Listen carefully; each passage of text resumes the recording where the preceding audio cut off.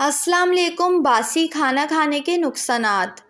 पेट की खराबी। बासी खाना आपके जिस्म में तेज़ाबियत पैदा करता है और गैस भी हो सकती है।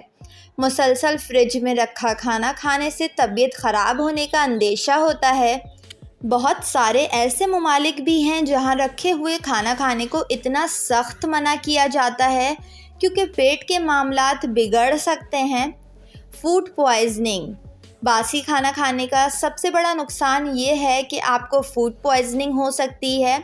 तहकीक से ये बात साबित हो चुकी है कि ऐसा खाना जो फ्रिज में नहीं रखा लेकिन 12 घंटों से बाहर था, तो इसका ख़दशा है कि बैक्टीरिया की एक बड़ी मिकदार पैदा हो चुकी हो और फूड पॉइज़निंग लाजमी हो सकती है, जिससे आपकी सेहत बिगड़ सकती है।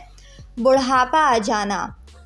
जो लोग मुसलसल बासी खाना खाते रहते हैं उनमें बुढ़ापा बहुत जल्द आ जाता है।